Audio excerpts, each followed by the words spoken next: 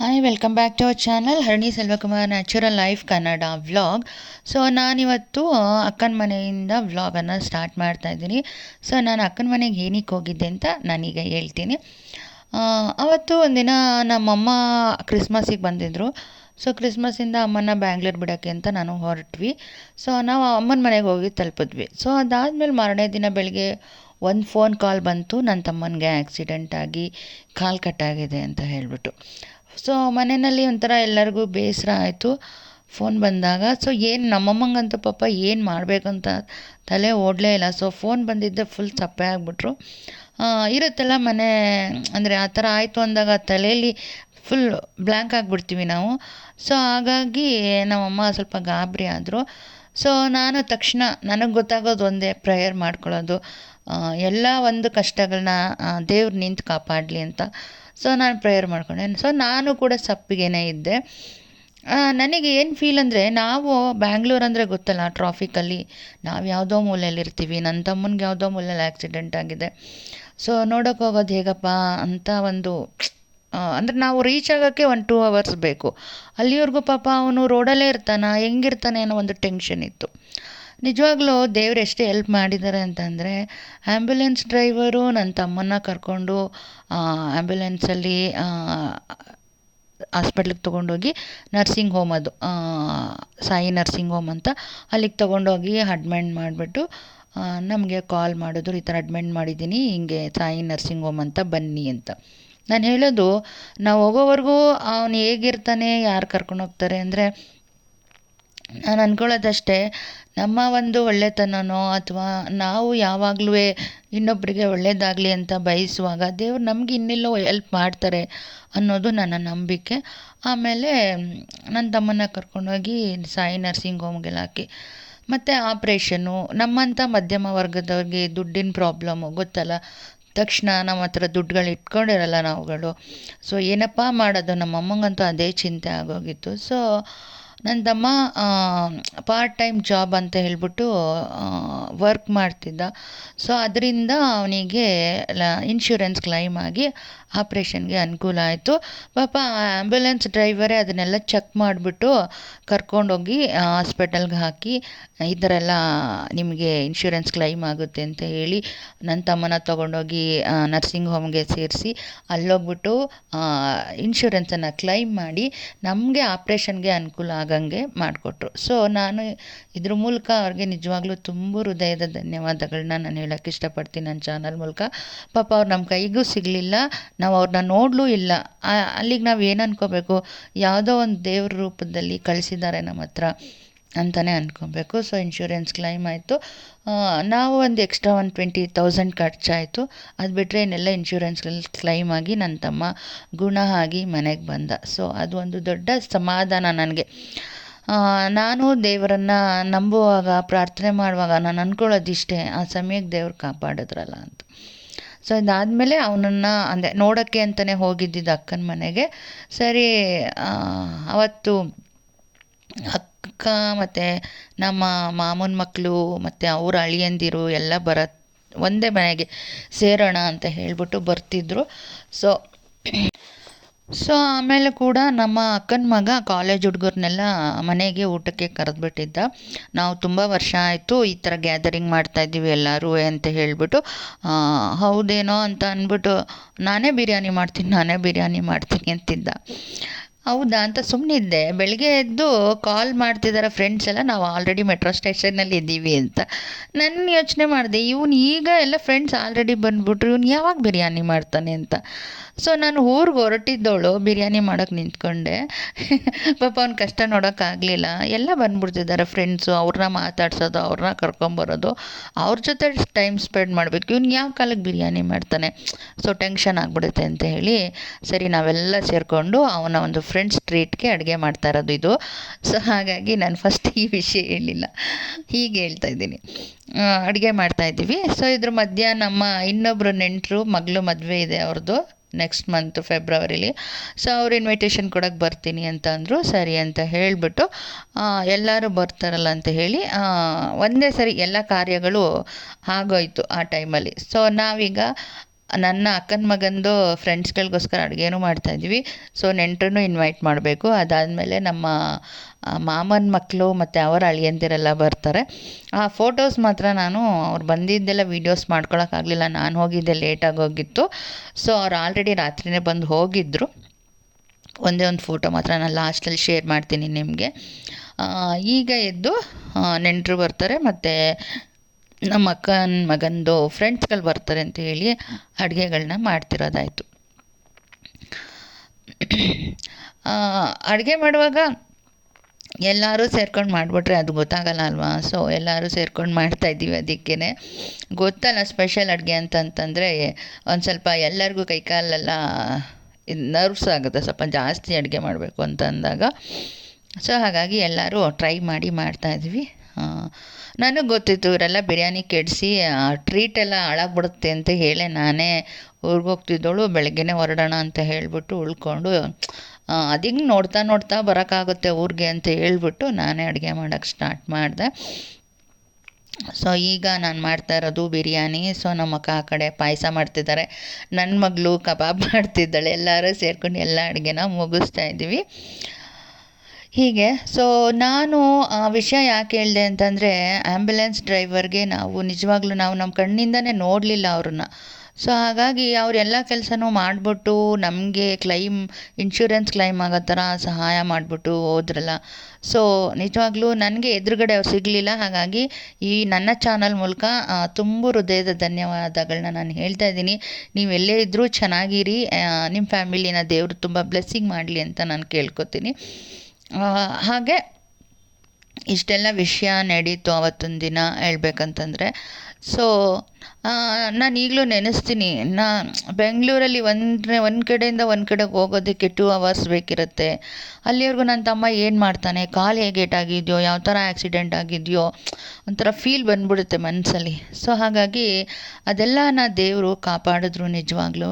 So ಅವನು ಗುರು ರಾಘವೇಂದ್ರ ಸ್ವಾಮಿನ ನಂಬ್ತಾನೆ. ನಾನು ಅಂದ್ಕೊಳ್ಳೋದಷ್ಟೇ, ಎಲ್ಲೋ ದೇವರು ಅವನನ್ನು ತುಂಬ ಅದ್ಭುತವಾಗಿ ಕಾಪಾಡಿಬಿಟ್ರು ಅಂತಲೇ ನಾನು ಅಂದ್ಕೊತೀನಿ. ಸೊ ಇನ್ನೊಂದು ಸ್ವಲ್ಪ ಅವನಿಗೆ ಅಂದರೆ ಕ್ಯೂರ್ ಆಗಬೇಕು. ಸೊ ಅವ್ನು ಬೆಡ್ ರೆಸ್ಟಲ್ಲಿದ್ದಾನೆ, ಅವನು ನೋಡಬೇಕು ಅಂತಲೇ ನಾನು ಹೋಗಿದ್ದಿದ್ದು. ಸೊ ಅಲ್ಲಿ ಈ ಥರ ನೆಂಟರು ಬರೋದು, ನಮ್ಮ ಅಕ್ಕನ ಮಗನ ಫ್ರೆಂಡ್ಸ್ಗಳೆಲ್ಲ ಬರ್ತಿದ್ರು.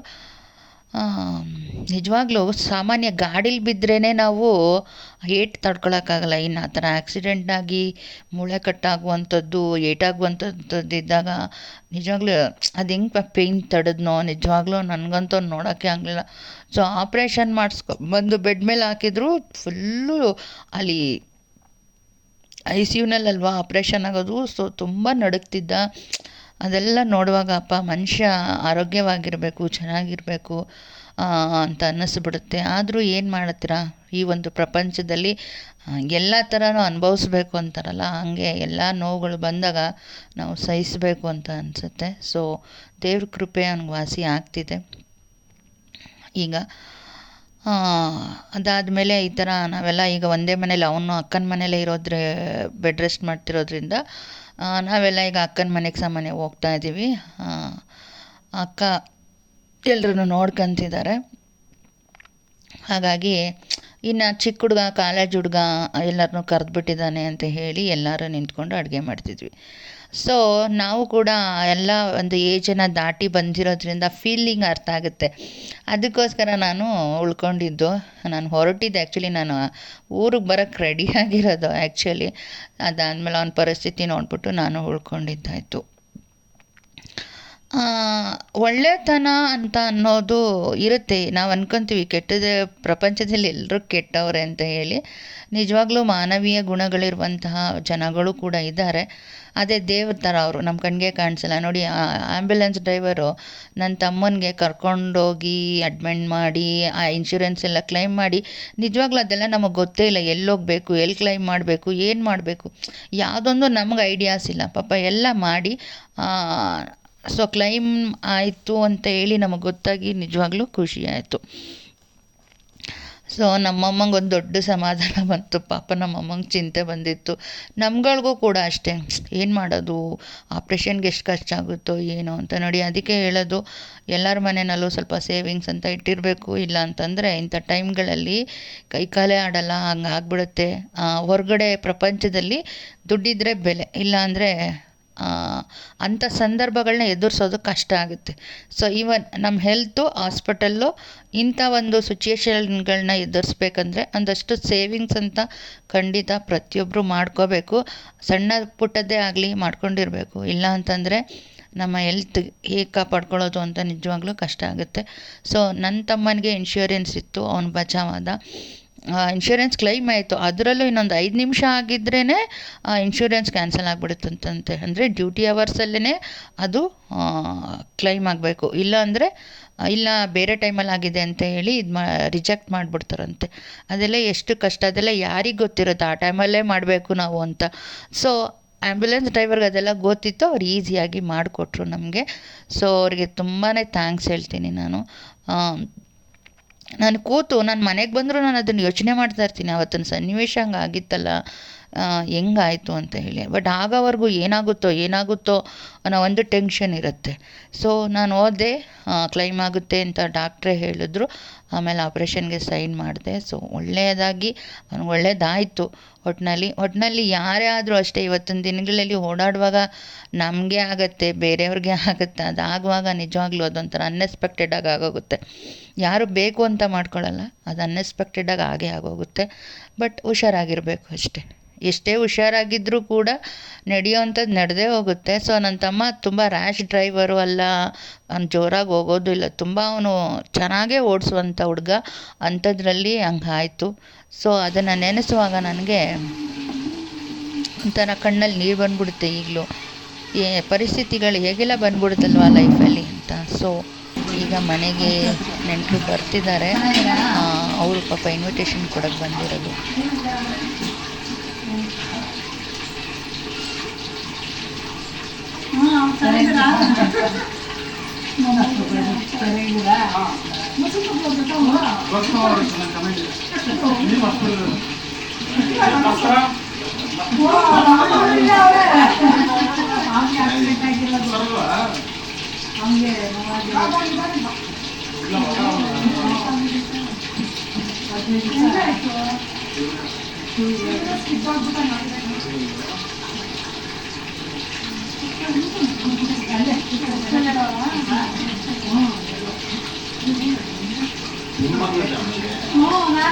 ನಾನು ಇಸ್ಕೊಂಡೆ ಫೋನ್ ನಂಬರು.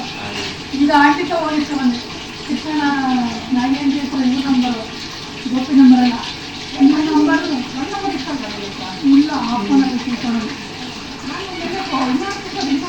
ನಂಬರ್ ಅದೇ ನಂಬರ್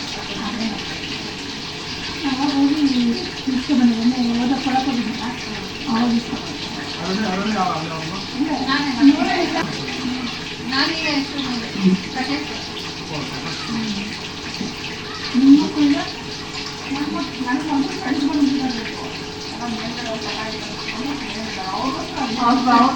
ಅವರು ಫ್ರೆಂಡ್ಗಳು ಅವ್ರಿಗೆ ಇವತ್ತು ರಜಾ ಅಲ್ವಾ, ಇವತ್ತೇ ನಾವು ಬರೋದು ಬೇರೆ ದಿವಸ ಆಗಲ್ಲ ಅನ್ಸುತ್ತೆ. ಅದು ಸೋಮವಾರ ಅಂತ ಅವ್ರಿಗೆ ಹೇಳಿಲ್ಲ. ಸರಿ ಮಾಡ್ಬಿಡೋ ನಾನ್ ವೆಜ್ ಮಾಡ್ತಿದ್ರು ಸೋಮವಾರ ಅವ್ರಿಗೋಸ್ಕರ ಮನೇಲಿ ಮಾಡೋದು ಅಂತ ಇವತ್ತು ಮಾಡ್ತಾ ಇದ್ದ ಮಾಡು ಮಾಡು ಅಂತ ತಿಳ್ಕೊಳ್ತಾ ಇದ್ದೆ. ಯಾಕೆ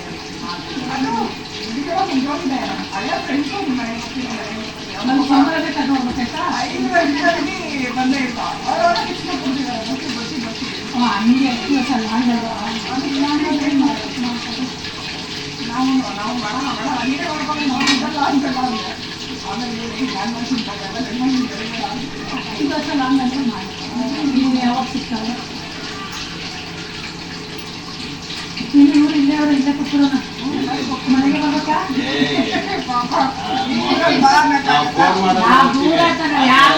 ಪಾಪ ಬನ್ನಿ ನಮ್ಗೆ ಅಲ್ಲಿಂದ ಅನ್ನೋದೇ ಇಲ್ಲಪ್ಪ. ನಾನು ಎಂಗೇಜ್ಮೆಂಟ್ ಸಿಂಪಲ್ ಆಗಿ ಮಾಡ್ಕೊಂಡಲ್ಲ ಅಷ್ಟೇ, ಹಂಗಾಗಿ ಇದು ಮಾಡಿ. ಯಾವ ಸೈಡ್? ಇಲ್ಲೇ ಬೆಂಗಳೂರು ಯಾವ ಪದ್ಯಪಳ್ಳಿ ಇದು ಕುಂದಲ್ ಶಿವಳ್ಳಿ ಪಕ್ಷಿನಲ್ಲಿ ಇಲ್ಲಿ ಜೊತೆಲಿ ಕೆಲಸನ ಇಲ್ಲ ಇಲ್ಲ ಅದೇ ಅವ್ರು ಹಿಂದಿನ ಹುಡುಗ ಇದು ಇವರಿಂದ ಬಂದಿದ್ದು ನಮಗೆ ಕೊಡ್ತೀವಲ್ಲ 8 ಗಂಟೆ ನೋಡೋಕ್ಕೆ ಮ್ಯಾಟ್ರಿಮೋನಿಯಿಂದ ಬಂದಿದ್ದು ಈ ಬ್ರೋಕರ್ಗಳು ಚೆಕ್ ಮಾಡೋದು ದುಡ್ಡು ಕೊಡ್ತಾರಲ್ಲ ಅದರಿಂದ ಅಪ್ಪನ ಕಡೆ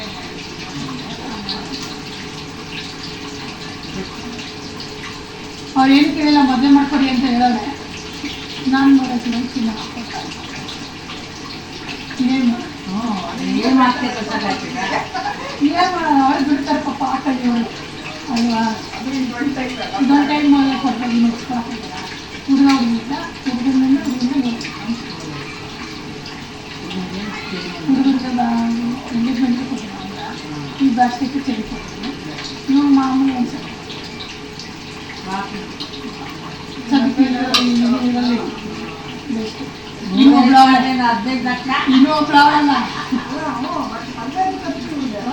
ಮದುವೆ ನಮ್ಮದು ಅವ್ರೇನು ಡಿಮ್ಯಾಂಡ್ ಮಾಡಿಲ್ಲ ಮದುವೆ ಒಂದು ಚೆನ್ನಾಗಿ ಮಾಡ್ಕೊಡಿ ಅಷ್ಟೇ ನಮ್ಮದು ಕೊಟ್ಟರೆ ನಮ್ಮ ಖುಷಿ ನಮ್ಮ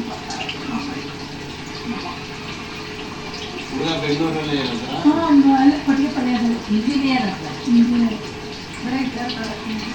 ನಮ್ಮ ಮನೆಯಿಂದ 3 ಕಿಲೋಮೀಟರ್ ಅಷ್ಟೇ ಅಲ್ಲಿ ತನಕ ಅಷ್ಟೇ ಮನೆಗೆ ಇದ್ದಾಗ 8, 9 ಆಗ್ತದೆ ಈಗ ನಾಗರಬಾವಿಗೆ ಬಂದ್ಬಿಟ್ಟಿದ್ದೀನಿ ಅಲ್ಲೆಲ್ಲ ಮನೆ ಸಿಕ್ಕಿಲ್ಲ ನಾಗರಬಾವಿ ಮಧುರಮ್ಮ ದೇವಸ್ಥಾನ ಮುಂದೆ ಬರೋದು ಹಂಗಾಗಿ ಈ ಕಡೆ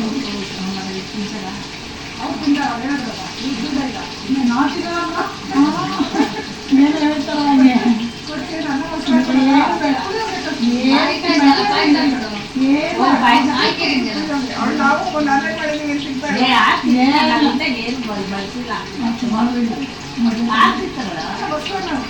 ಈ ಬಿಸಿಗೆಲ್ಲ ತಿನ್ನೋದೇ ಇವ್ರ ಮನೆಗೆ ಹೋಗಿದ್ದು ಈ ಕಡೆ ನಮ್ಮ ಸಿಗ್ಮಾಜಿ ಮೈದಾ ಅವ್ರ ಹೋಟ್ಲಲ್ಲಿ ಕೆಲಸ ಮಾಡ್ತಾರೆ ಮಲೇಶ್ವರ ಅವ್ರ ಮನೆಗೆ ಹೋಗಿ ಹಂಗೆ ಬಂದು ಹಂಗೆ ಅದು ಅವರಿಂದ ಅವ್ರು ಇಲ್ಲೇ ಅದು ಯಾವುದೋ ಏರಿಯಾ ಅಲ್ಲಿ ನಮ್ಮ ಲಕ್ಷ್ಮೀಪುರದಲ್ಲೇ ಎಲ್ಲ ಇಲ್ಲಿಂದ ಒಂದು 10 ಕಿಲೋಮೀಟರ್ ಹೌದು ಮೈಸೂರಿಂದ ಬೆಂಗಳೂರು ಬಂದರೆ ಸುತ್ತಾಗಿರುತ್ತೆ ಅವರು ಅವ್ರ ಮನೆಗೆ ಅವ್ರ ಮನೆಗೆ ಹೋಗಿ ಮಾದೇಶ್ವರಿ ಮನೆ ಮಾದೇಶ್ವರ ಇಲ್ಲೇ ಇರೋದ ಮಕ್ಳಿಗೆ ಏನಾದ್ರೆ ಇಬ್ಬರು ಗಂಡು ಮಕ್ಕಳು ಮೆಜಾರಿಟಿ ಬಂದರು ಅವ್ರಿಗೆ ಹೇಳೋದಂಬೆ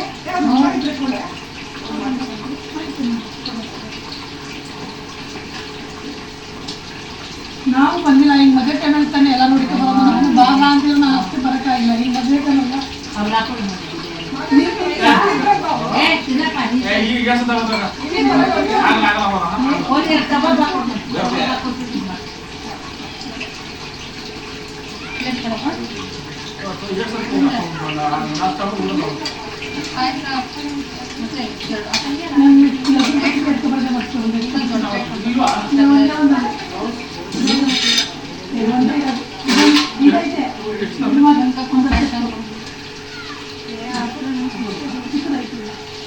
ಮತ್ತು ಹಂಗೆ ಹಾಕ್ಲಿಲ್ಲ ಹಂಗೆ ಮುಚ್ಚಿಡ್ರಿ ನಂಗೆ ಮಟ್ಟಿ ಬಿತ್ತಲ್ಲ ಹತ್ತಕ್ಕಾಗಲ್ಲ ನಂಗೆ 3 ಫ್ಲೋರಿಂದ ಬಿದ್ದು ಬೆನ್ನು ಆಪ್ರೇಷನ್ ಆಗಿದೆ ಬೆನ್ನು ರಾಡ್ ಹಾಕೋದು ರಾಡ್ ಹಾಕಿದ್ರೆ ಹಿಂಸೆ ರಾಡ್ ಹಾಕಿದ್ರೆ ಹಿಂಸೆ ಕಾಲು ಮುದ್ದಕ್ಕಾಗಲ್ಲ ಬಿದ್ದಿರೋದ ಗಾಡೀಲಿ ಗಾಡಿಯವನ್ನ ಏನು ಮಾಡೋನೆ ಆಯಿಲ್ ಕೆಲಸ ಹೋಗೋದವನೆ ಇವು ಪೆಟ್ರೋಲ್ ಹಾಕ್ಸ್ಕೊಂಡು ಹೋಗೋದಲ್ಲ ಎಲ್ಲ ಹಿಂದಿದ್ದೆ ದಾಡಿ ಇದ್ರಲ್ಲ ಒಬ್ಬ ಬಂದು ನುಗ್ಗುದು ಗಾಡಿ ಬಿಟ್ಟು ಎಲ್ಲ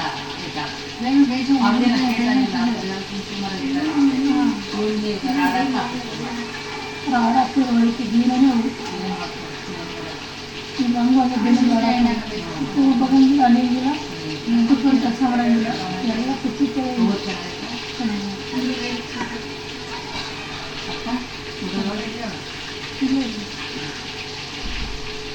ಅವ್ರು ಏನು ಮಾಡ್ತಾರೆ ಅವ್ರು ಮಾಡ್ತಾರೆ ಅವ್ರು ಜಾಬ್ ಮಾಡ್ತಾರೆ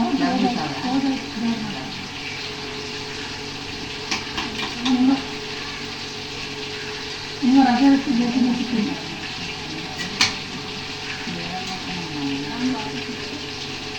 ಅವ್ರು ಕಬಾಬ್ ಹಾಕೊಂಡು ಮನೆ ಕಬಾಬ್ ಪಾಯಸ ಕೊಡು. ಬನ್ನಿ ಬನ್ನಿ ಬನ್ನಿ ಬನ್ನಿ ಬನ್ನಿ. ಮೈಸೂರಲ್ಲಿ ಇದ್ರಲ್ಲ ತುಂಬ ವರ್ಷ ಪಾಯಸ ಎಲ್ಲರೂ ಕುಡಿಯೋರಿಗೆ ಪಾಯಸ ಕುಡಿಯೋ ಹಾಕೊಂಡು ಪಾಯಸ ಹಾಕೊಂಡು ಹಾಕೊಂಡು ತಗೊಂಡು ಗ್ಲಾಸ್ ಹಾಕೊಂಡು ನನಗೆ ಸರಿ ಮಾಡ್ತೀಯಾ ಸುಮ್ಮನೆ ಕೊಡಬೇಕು. ಕೊಟ್ಟು ಅದ್ರ ಕಲ್ಲಡಿ ಮಾಡಿ ಕಪ್ಪು ಇರ್ತದೆ. ಸ್ಪೈನಲ್ ಕಾರ್ಡ್ ಹೇಗಾಗಿತ್ತು ನನಗೆ ಫೈನಲ್ ಕಡೆ ಅದೇ ಮಾಡಿ ಏನು ಗೊತ್ತಿದೆ ಹೆಚ್ಚಿಗೆ ಇವ್ರಿಗೂ ಇದೆ ಹೇಗಾಗಿದೆಯಾ ಇವ್ರಿಗೆ ಬೆನ್ನು ಆಪ್ರೇಷನ್ ಯಾಕೆ ಬಿದ್ಬಿಟ್ಟು ಮೇಲಿಂದ ಮೇಲಿಂದ ಬಿದ್ದ ಹ್ಞೂ 3 ಫ್ಲೋರಿಂದ ಏನು ಕತ್ಲೆ ಗೊತ್ತಾಗಿಲ್ಲ ಏನೋ ಒಳ್ಳೆ ಕಡೆ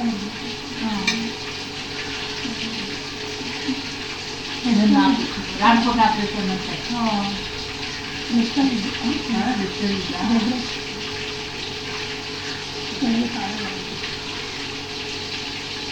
ಇವಾಗ ಎದ್ದು ಇದು ಮಾಡ್ತಾರೆ ಮದುವೆ ನಾನು ಅಲ್ಲಿಗೆ ಏನು ಡಿಸೈಡ್ ಮಾಡಿರಲಿಲ್ಲ ಅವ್ರು ಬಂದು ಹೋಗಿ ಕರಿತೀವಿ ಒಂದು ವರ್ಷದಿಂದ ಕಾಯ್ತಾರೆ ಕೊಡಿ ನನಗೆ ಕೊಡಿ ನನಗೆ ಕೊಡಿ ನಮ್ಮ ಮನೇಲಿ ಅವ್ರು ಎದ್ದಾಳಂತ ನಾವೇನು ಏನು ಹೇಳಲ್ಲ ಅಂದೆ. ಸರಿ ಮಾಡ್ತೀನಿ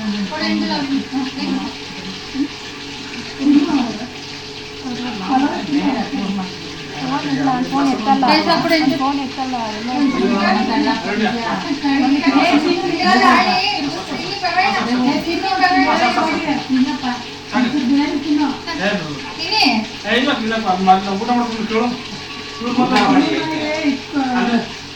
ಮನುಷ್ಯನ ಮನೆಯಲ್ಲಿ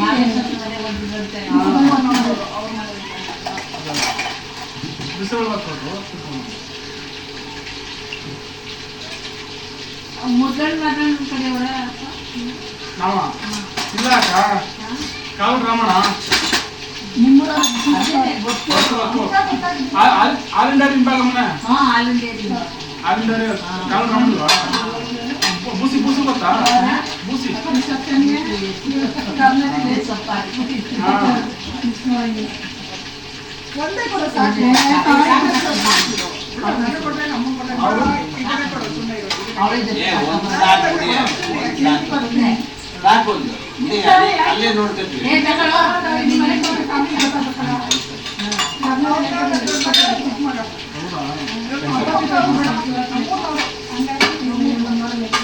ಭಾಸ್ಕರ್ ನಮ್ಮ ಮನೆಗೆ ಬರಬೇಕು ಅಂದ್ರೆ ಬರ್ತೀನಿ ಏನು ಕಾಂತಾಯ ಕಳ್ತಾನೆ ಇಲ್ಲ ನಮಗೆ ಭಗವಾನ್ ಕಾಂತಾಯ ಫಸ್ಟಿಗೆ ಸಿಕ್ಕಿರಲ್ಲ ರೈತ್ರೆ ನಮಸ್ಕಾರ ಅಂತಾಯ ಡಾಕ್ಟರ್ ಚಿಕ್ಕಳು ನಾನು ನೋಡಿದ್ದೆಲ್ಲ ಗಾಯತ್ರಿ ನಿಮ್ಮ ಹೆಸರು ಮಾವನ್ ನೋಡ್ಕೊಳ ನಾನು ಮಾವನ್ ನೋಡ್ಕೊಳ್ತಾನೆ ತಗೊಂಡ್ ನೀವೇ ಚಿಂತೆ ಇಲ್ಲ ಗೋಪಿಗೆ ಗೋಪಿಗೆ ಚಿಂತೆ ಇಲ್ಲ ಫೋನ್ ಮಾಡಿದ್ದೆ ಅವಾಗ ಗೋಪಿ ತಲೆ ಕೆಟ್ಟೋಗಿಲ್ಲ ನಮ್ಮ ಎಲ್ಲ ಹೋಗ್ತೆ ಮನೆ ಅವ್ರಿಗೆ ಓದಿದ್ರೆ ಆಗಲ್ಲ ನಮ್ಮ ಜವಾಬ್ದಾರಿನೇ ಆದ್ರೂ ನಿಮ್ಗೆ ಅಲ್ವಾ ಮಾಡಂಗಿಲ್ಲ ಅವ್ರು ಬರ್ತಾರೆ ತಗೊಂಡು ನಾವೆಲ್ಲ ಕೊಟ್ಟು ಕಳಿಸ್ಕೊತೀಗ ಸಾಕು ಮತ್ತೆ ಹೇಳ್ತೀರಿ 2 ಕೋಟಿ ಇಲ್ಲ ಬಿಡ್ಕೊಂಡು ಹೋಗೋದು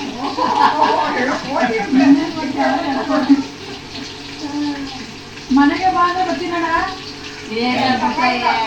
ಗಾಯತ್ರಿ ಗೊತ್ತಿಲ್ಲ ಅಣ್ಣನ ಮನೆಗೆ ಹೋಗಿ ಸಿಸ್ಟರ್ ಮನೆಗೆ ಹೋಗಿ ಫೋನ್ ಕಳಿಸ್ತಾ ಬಂದೆ ನಂಬರ್ಗಳು ಇರಲಿಲ್ಲ ನನ್ನ ಹತ್ರ ಇವ್ರಿಗೂ ಅವ್ರಿಗೂ ನಂಬರ್ ಇರಲಿಲ್ಲ ರಮೇಶಣ್ಣಂದು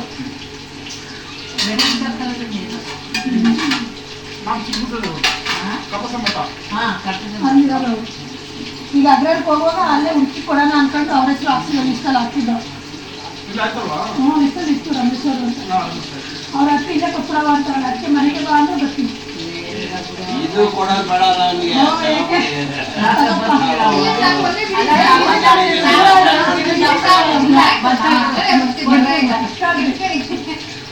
ದೂರ ಇರೋದು ಅವ್ರ ಮಕ್ಕಳು ಬನ್ನಿ ಅವ್ರಿಗೆ ಬೇಕು ಮುಖ್ಯವಾಗಿ ಹಾಂ ಅಷ್ಟೇ ದೂರ ಬರಬೇಕು ಜೀವಿತ ಹಂಗಾಗೈತೆ ನೋಡ್ಕೊಳ್ಳಿ ಫೋನ್ ಮಾಡ್ತೀನಿ ಅಷ್ಟೇ ನಮ್ಮ ರಮೇಶ್ ಅನ್ನಲ್ಲ ಹ್ಞೂ ಅರ್ಜೆಂಟ್ ಕಿರಣ ಅಂತ ಹಾಕ್ತಿದ್ವಿ ಶಿವರಾತ್ರಿ ಹಬ್ಬ ಮತ್ತೆ ಅದು ಒಂದು ವಾರಕ್ಕೆ ತಿಂದ್ವಿ ಅಲ್ಲಿ 15 ದಿವಸ ಹಬ್ಬದ ದಿವಸ ಆರತಿಂದ ಇವರು ಅಪ್ಪ ಅವ್ರಿಗೆ ಚಿಕ್ಕ ಮಕ್ಕಳು ನಮ್ಮ ಸಿದ್ದಪ್ಪ ಅವ್ರ ನಮ್ಮ ತಾಯಿ ತಂಗಿ ಮಗ ತಂದೆ ಅಕ್ಕ ತಂಗಿಯರು ಅಕ್ಕ ತಂಗಿ ಮಗ ನಿಮ್ಮ ತಾಯಿ ಇವರ ಇವರ ಅಜ್ಜಿ ಅಜ್ಜಿ ಅಜ್ಜಿ ಅಕ್ಕ ತಂಗಿ ಸ್ವಂತ ಅಕ್ಕ ತಂಗಿ. ಸ್ವಂತ ಅಕ್ಕ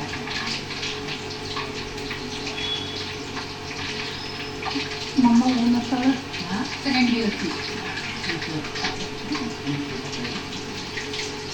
ದೊಡ್ಡ ಮಗ ಏನು ಮಾಡ್ತಾನೆ ಅವನ ಎಂತ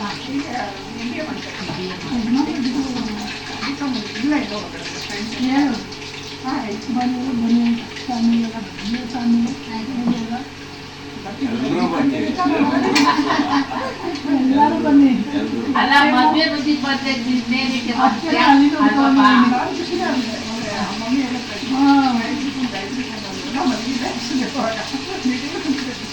ನಾಲ್ಕು ಯಾರಿಗೂ ವಾಟ್ಸಪ್ ಮಾಡಿಲ್ಲ ಬೇಕು ಮುಟ್ಟು ಮಾಡಿಲ್ಲ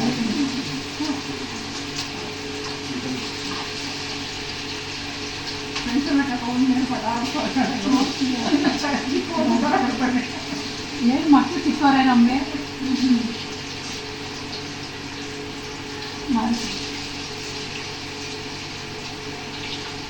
ಅದೇ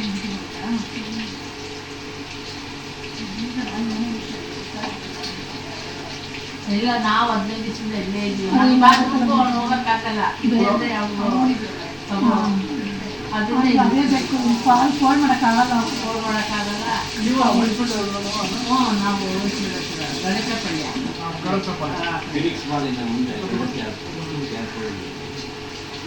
ನಿಮ್ಮ ಭಾವ ಕರ್ಕೊಂಡು ಬಂದಿತ್ತು ಮಕ್ಕಳನ್ನ ಅಂಗನೆಗೆ ನಿಮ್ಮ ಭಾವ ಕರ್ಕೊಂಡು ಬಂದಿತ್ತು ಮಕ್ಕಳನ್ನ ನಮ್ಮನೇಲಿ ಇವ್ರಿಗೆ ನೆನೆಸ್ಬಿಟ್ರು ಸ್ವಲ್ಪ ನಮಗೆ ಅಪ್ಪ ಅನ್ಸಲ್ಲ ಇರ್ತಾರಲ್ಲ ಇವ್ರಿಗೆ ನಾವು ಅವತ್ತಿನ ಇವ್ರಿಗೆ ಕರ್ಕೊಂಡು ಸ್ವಲ್ಪ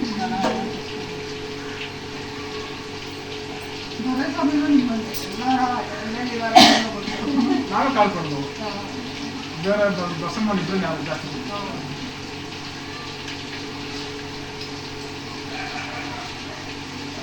ಮಗಳು ಏನು ಮಾಡ್ಬಿಟ್ಟು ಇಬ್ಬರು ಡ್ಯೂಟಿ ಹೇಳ್ರಿ ಮಿಸಸ್ಸು ಫ್ಯಾಮಿಲಿ ಎಲ್ಲ ಕರ್ಕೊಂಡು ಹೋಗ್ಬೇಕು ಮನೆಗೆ ಬಾ ಅಂದ್ರೆ ಅದ್ರಲ್ಲಿ ಬಿಟ್ಟು ಫೋನ್ ಮಾಡ್ತೀನಿ ನಂಬರ್ ಐತೆ ಅಂತ ದೊಡ್ಡದೇ ಹಾಪಿ ಮನೆಗೆ ಬಂದು ಕೊಡ್ಬೇಕು ನಮಗೇನಿಲ್ಲ ಏನಿತ್ತು ಅದೇನಿಲ್ಲಪ್ಪ ನಾನು ಎಲ್ರಿಗೂ ಬರ್ತೀನಿ ಫೋನ್ ಮಾಡಿ ನಾನು ಬರ್ತೀನಿ ಅಂತೀನಿ. ಬೀಗರು ಈಗ ನಾವು ಇರೋದು ದೂರ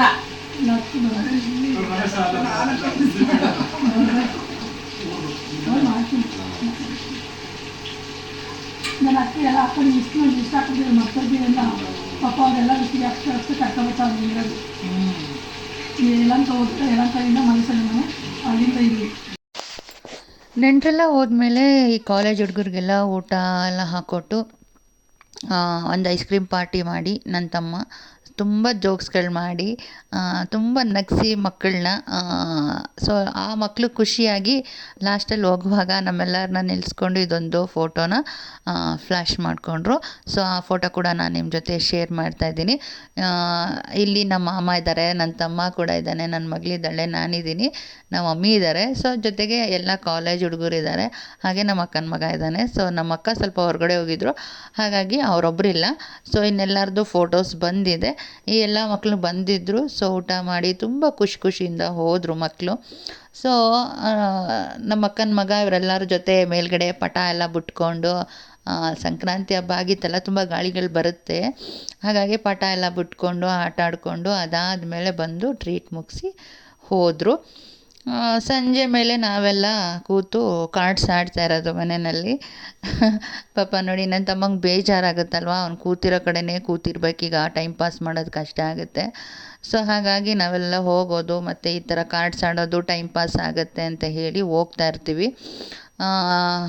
ಈಗೆಲ್ಲ ಅವನ ಜೊತೆ ಕೂತ್ಕೊಂಡು ನಾವು ಕಾರ್ಡ್ಸ್ ಆಡ್ತಾ ಇರೋದು. ಸೊ ನೀವು ಅವ್ನ ಕಾಲು ನೋಡ್ಬೋದು, ಅಲ್ಲಿ ಅವನು ಆಪ್ರೇಷನ್ ಆಗಿ ರೆಸ್ಟ್ ತೊಗೋತಾ ಇರೋಂಥದ್ದು.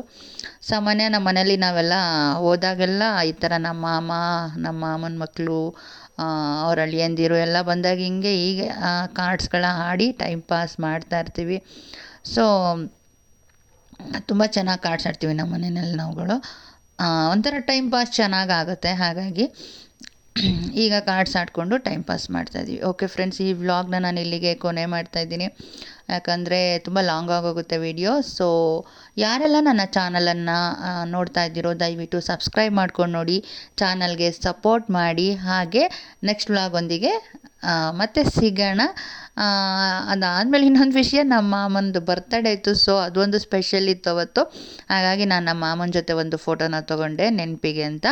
ಅದನ್ನು ಕೂಡ ನಾನು ನಿಮ್ಮ ಜೊತೆ ಶೇರ್ ಮಾಡ್ತಾಯಿದ್ದೀನಿ. ಓಕೆ ಫ್ರೆಂಡ್ಸ್, ಮತ್ತೆ ಸಿಗೋಣ. ಅಲ್ಲಿವರೆಗೂ ನಮಸ್ಕಾರ. ಮನಗಳು ಸೇರಿದರೆ ತುಂಬಿದ ಮನೆಯಂತೆ, ಮನಗಳು ಸೇರಿದರೆ ತುಂಬಿದ ಮನೆಯಂತೆ, ತುಂಬಿದ ಮನೆಯವನೇ ಧರೆಯಲ್ಲಿ ನಗುವಿನ ದೊರೆಯಂತೆ.